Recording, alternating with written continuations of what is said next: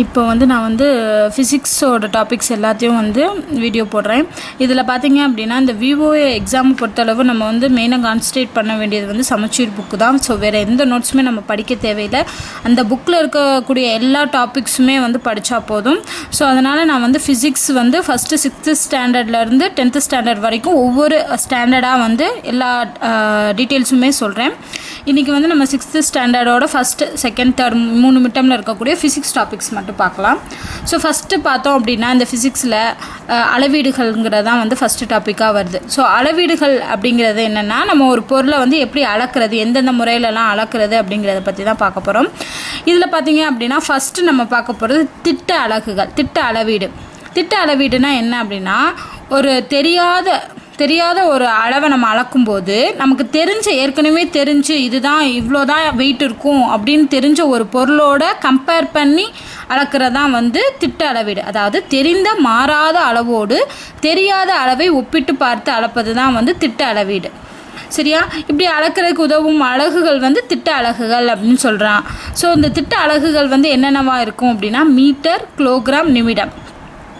சரியா? ஸோ நீளத்தை மீட்டர்னும், நிறையோட அலகு கிலோகிராமனும், காலத்தோட அலகு நிமிடம்னு சொல்கிறோம்.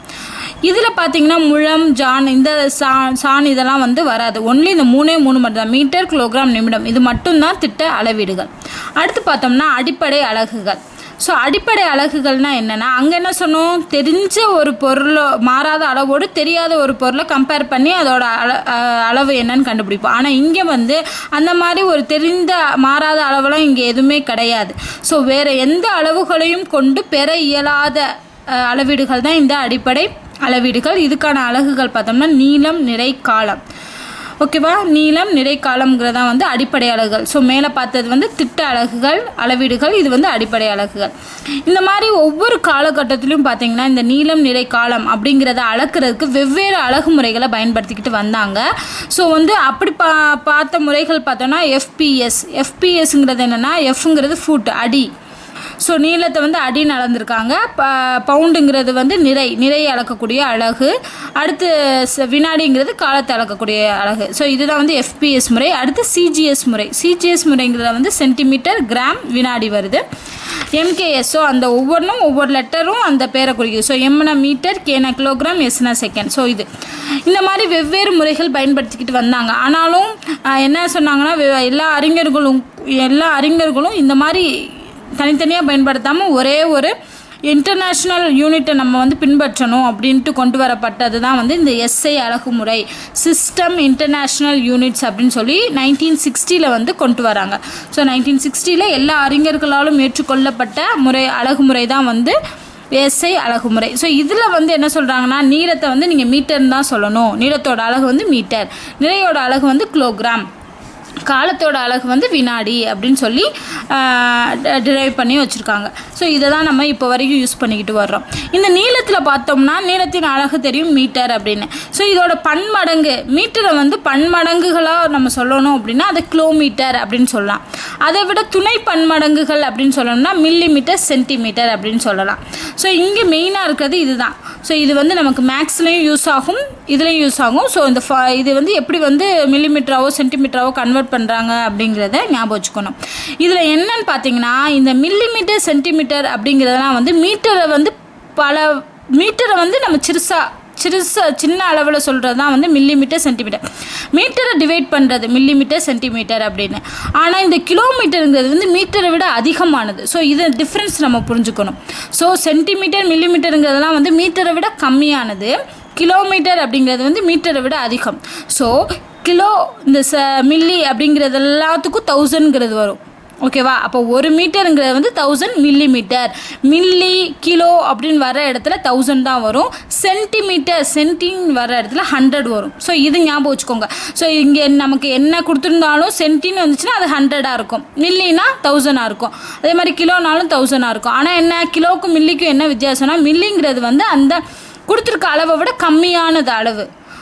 கிலோ அப்படிங்கிறது கொடுத்துருக்க அளவை விட அதிகமான அளவு. ஸோ இதுதான் ஞாபகம் வச்சுக்கணும். ஸோ ஒரு மீட்டருங்கிறது 1000 மில்லிமீட்டர், 1 மீட்டருங்கிறது வந்து 100 சென்டிமீட்டர். ஸோ சென்டிமீட்டருக்கு 100 வரும், மில்லிமீட்டர் கிலோமீட்டருக்கு 1000 வரும். அப்போ 1 கிலோமீட்டர் அப்படிங்கிறது வந்து 1000 மீட்டர். ஓகேவா? இது 1 கிலோமீட்டருங்க 1000 மீட்டர். ஸோ இதுதான் வந்து நம்ம தெரிஞ்சுக்க வேண்டியது. அடுத்து பார்க்க போகிறது நிறை. நிறைங்கிறது என்ன அப்படின்னா, ஒரு பொருளுக்கு நம்ம நிறை எப்படி கண்டுபிடிக்கணும்னா, அந்த பொருளில் அடங்கியுள்ள பருப்பொருளின் அளவு.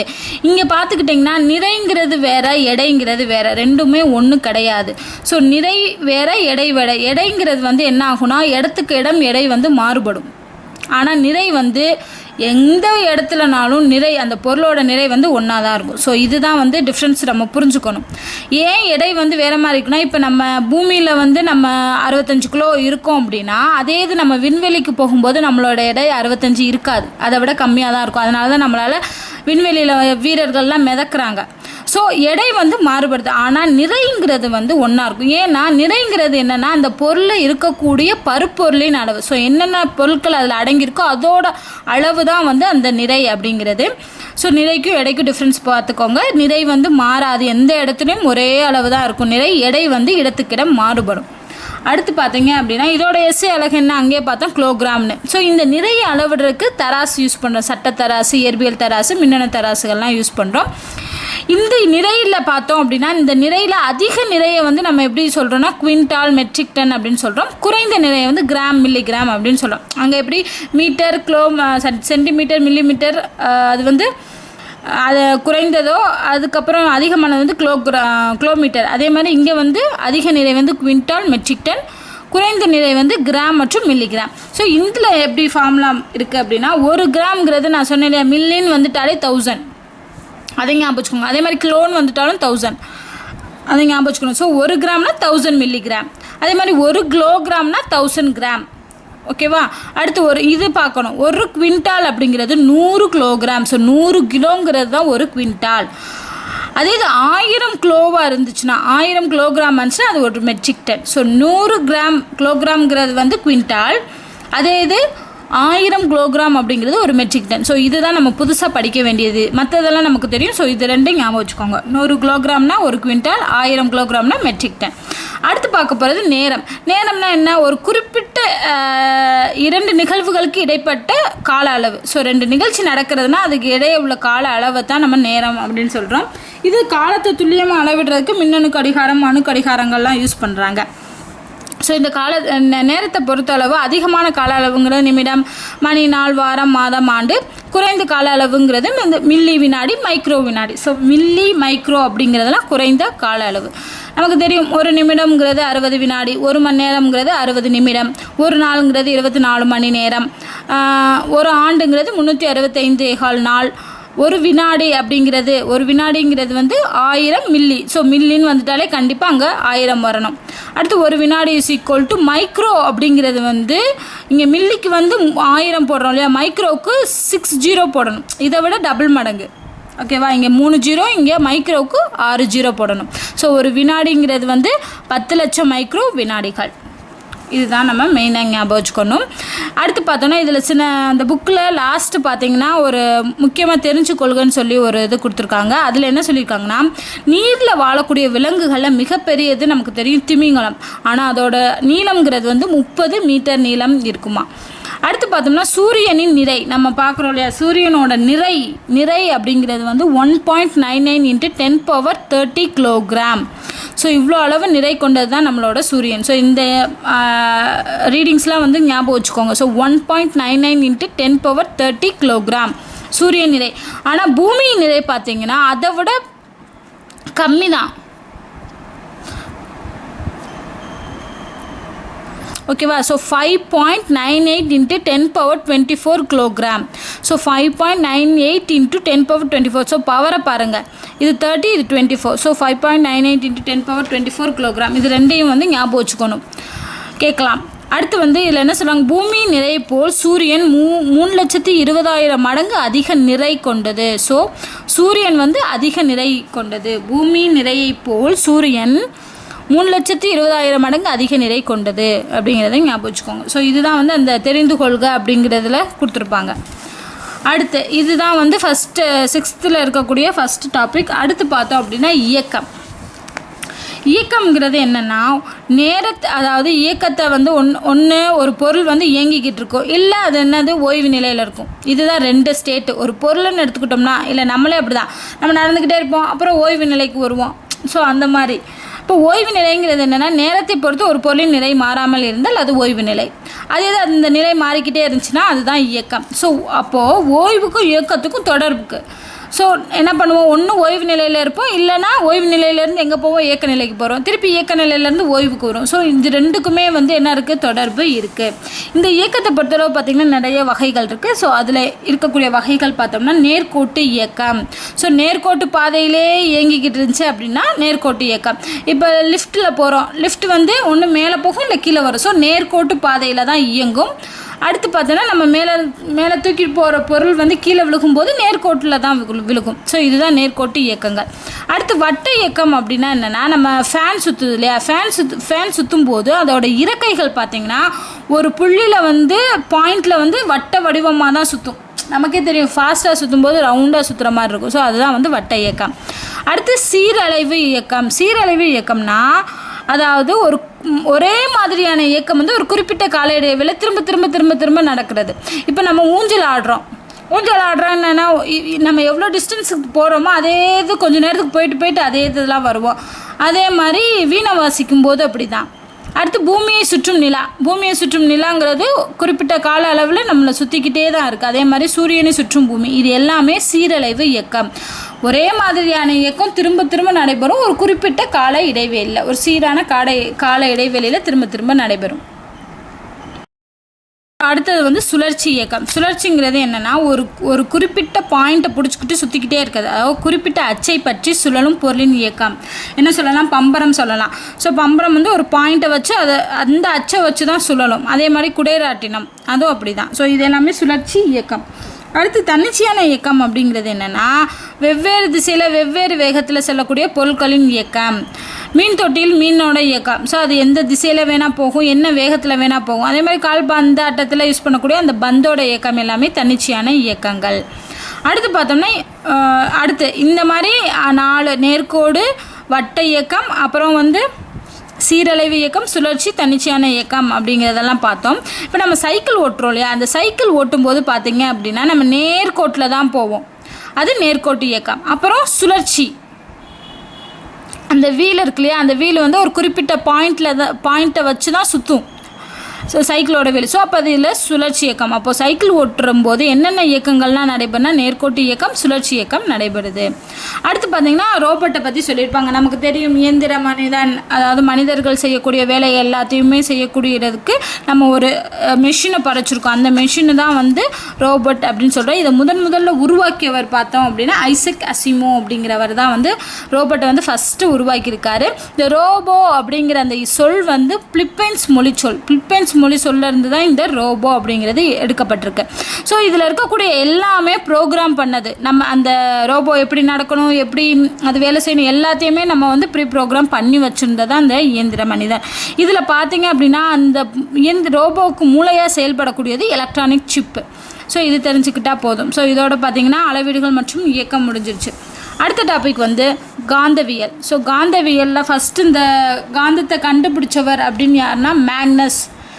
ஓகேவா, மேக்னஸ் அப்படிங்கிறவர் தான் வந்து இந்த மாதிரி ஒரு காந்தம் இருக்குது, அப்படி பூமியில் வந்து இந்த மாதிரி ஒரு பொருள் இருக்குது, அது காந்தம் அப்படிங்கிறத வந்து கண்டுபிடிச்சவர் வந்து மேக்னஸ் அப்படிங்கிறவர் தான். ஸோ பார்த்தீங்கன்னா இயற்கையாகவும் காந்தங்கள் கிடைக்குது, மனிதர்கள் செயற்கையாகவும் காந்தங்களை உருவாக்குறாங்க. அப்படி இயற்கை கிடைக்கக்கூடிய காந்தம் அப்படிங்கிறது வந்து மேக்னடைட். ஸோ மேக்னடைட் அப்படிங்கிறதான் வந்து இயற்கை காந்தம். செயற்கையான காந்தங்கள் வந்து சட்ட காந்தம், வளைய காந்தம், குதிரை லாட வடிவ காந்தம், இதெல்லாமே செயற்கை காந்தங்கள். இந்த காந்தத்தோட திசை காட்டும், எப்பயுமே நமக்கு தெரியும் காந்தம் வந்து வட தென் திசையில் தான் நிற்கும் அப்படின்னு. இந்த காந்தத்தோட திசை காட்டும் பண்பை பயன்படுத்தி உருவாக்கப்பட்டதான் இந்த மாதிரி திசையை காட்டும் அப்படிங்கிற பண்பை பயன்படுத்தி உருவாக்கப்பட்டதான் காந்த ஊசி பெட்டி. இந்த காந்த ஊசி பெட்டியில் பார்த்திங்கன்னா நடுவில் ஒரு முள் மாதிரி இருக்கும். அந்த முள் தான் வந்து எப்பயுமே வட தென் துருவத்தில் தான் காட்டும். ஸோ இது வந்து காந்தத்தோட திசை காட்டும் பண்பு யூஸ் பண்ணக்கூடியது காந்த ஊசி பெட்டி. அடுத்து பார்த்திங்கன்னா இந்த காந்தத்தன்மை, இப்போ ஒரு பொருளை நம்ம காந்தமாக்கியிருக்கோம், அந்த பொருளோட காந்தத்தன்மையை இழக்க வைக்கணும் அப்படின்னா என்னென்ன வழிகளெல்லாம் அந்த காந்தத்தன்மை இழக்க வைக்கலாம்னா, ஒன்று அந்த பொருளை வெப்பப்படுத்தலாம், இல்லை அப்படின்னா கீழே போட்டுடலாம், அந்த பொருளை கீழே போடுறது, இல்லைன்னா கத்தியால் தட்டும் போதுலாம் இந்த 3 விதத்துலையும் அந்த பொருளோட காந்தத்தன்மையை இழக்கலாம். அடுத்து பார்த்தோம் அப்படின்னா ஒளிநாடா, கைபேசி, தொலைக்காட்சி பெட்டி, குறுந்தகடு, கணினி இவற்றிற்கு அருகில் காந்தங்களை வைத்தால் அந்த அதன் காந்தத்தன்மையை இழக்கும். ஸோ எதாவது பக்கத்தில் வச்சா ஒரு காந்த பொருள் வந்து காந்தத்தன்மை இழக்கும் அப்படின்னா ஒளிநாடா, கைபேசி, தொலைக்காட்சி பெட்டி, குறுந்தகடு, கணினி இது பக்கத்துலலாம் ஒரு காந்த பொருளை வச்சோம் அப்படின்னா அதோட காந்தத்தன்மையை இழக்கும். அடுத்து பார்த்தோம் அப்படின்னா இந்த ஜெயிண்ட் வீல்னு சொல்லுவாங்க இல்லையா, பெரிய ராட்டினம், அந்த ஜெயிண்ட் வீல்ஸ் மிகப்பெரிய ராட்டினம், இதை இயக்கிறதுக்கு மின்காந்தங்கள் தேவைப்படுது. ஸோ மின்காந்தங்கள் என்னென்னா மின்னோட்டத்தை பயன்படுத்தி ஒரு பொருளுக்கு வந்து காந்தத்தன்மையை உருவாக்குறது தான் வந்து மின்காந்தங்கள், அப்படி உருவாக்கப்படுறது தான் மின்காந்தங்கள். ஸோ அந்த மின்காந்தங்களோட உதவினால தான் இந்த ஜெயிண்ட் வீல் அப்படிங்கிற ராட்டினம் வந்து இயங்குது. ஓகேவா. 1600 பார்த்தீங்க அப்படின்னா வில்லியம் ஹில்பர்ட் அப்படிங்கிற ஒரு ஆங்கில அறிவியல் அறிஞர் வந்து புவி வந்து ஒரு மிகப்பெரிய காந்தமாக செயல்படுது அப்படிங்கிற கூற்றை வந்து ஃபஸ்ட்டு சொன்னார். ஸோ 1600 வில்லியம் ஹில்பர்ட் அவர்கள் தான் வந்து சொல்கிறாங்க புவி வந்து ஒரு மிகப்பெரிய காந்தம் தான் அப்படிங்கிறத வந்து சொல்கிறாரு. அடுத்து பார்த்தீங்கன்னா இப்போ ரீசெண்டாக பார்த்தீங்கன்னா இந்த மின்காந்த தொடர்வண்டிகள் அப்படிங்கிறத வந்து உருவாக்கியிருக்காங்க. அதாவது மின்காந்தத்தை யூஸ் பண்ணி இயங்கக்கூடிய ட்ரெயின், இதை வந்து ஃபஸ்ட்டு பார்த்திங்கன்னா ஃப்ரான்ஸில் பார்த்திங்கன்னா பறக்கும் தொடர்வண்டி அப்படின்னு சொல்கிறாங்க. Japan, France, Germany, America, China இதிலெல்லாம் வந்து இந்த மின்காந்த தொடர்வண்டிகள் வந்து அதிக வேகத்தில் போகுமா. ஸோ இந்த மற்ற எலக்ட்ரிக் ட்ரெயின் அந்த ட்ரெயினை விட இந்த மின்காந்த தொடர்வண்டிகள் தான் ரொம்ப ஸ்பீடாக போகும். அது எப்படி இயங்குது அப்படின்னா இந்த மின்காந்த தொடர்வண்டிகளில் பார்த்திங்கன்னா சக்கரம் கிடையாது. ஸோ அந்த ட்ரெயினில் வந்து சக்கரை இருக்காது. இந்த ட்ரெயின் இருக்கு இல்லையா, அந்த ட்ரெயினோட அடிப்பாகத்தில் வந்து இது காந்தம் வச்சுருப்பாங்க.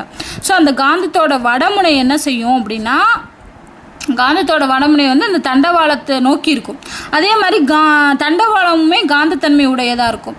அந்த தண்டவாளத்தோட வடமுனை வந்து ட்ரெயினை நோக்கி இருக்கும். ஸோ என்ன அர்த்தம்னா வடமுனையும் வந்து இப்படி இருக்கும். ஸோ ஒரே முனைகள் என்ன செய்யும், விளக்கும். ஸோ அந்த விளக்கம் ஏற்படும் போது என்ன பண்ணுதுன்னா அதிக வேகத்தில் அந்த ட்ரெயின் வந்து மூவ் ஆகுது. ஸோ விளக்கம் ஏற்படும் போது அந்த விளக்கு விசையின் காரணமாக தான் ட்ரெயின் மூவ் ஆகுது. இங்கே பார்த்தீங்க அப்படின்னா இந்த காந்தங்கள் வந்து மின்காந்தங்கள், அதாவது மின்சாரம் செல்லும் போது மட்டும்தான் அது காந்தத்தன்மை உடையதாக இருக்கும்.